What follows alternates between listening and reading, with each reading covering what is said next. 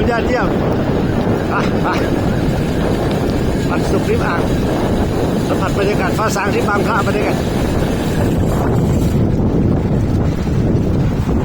ครับ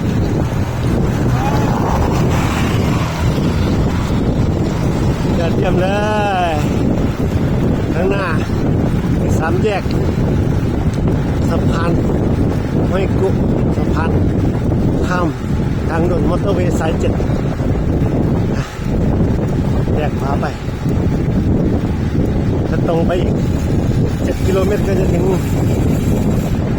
แหล่งท่องเที่ยวที่หลายคนรู้จักดีนั่นก็คือสวนสัตว์เปิดเขาเขียวนี่นะครับนี่แหละไปสวนสัตว์เปิดไปห้วยกรุไปโป่งลินดำได้เชิญครับเชิญโอ้โหซุปเปอร์เฟสซุปเปอร์ฟินดูแลสุขภาพกัน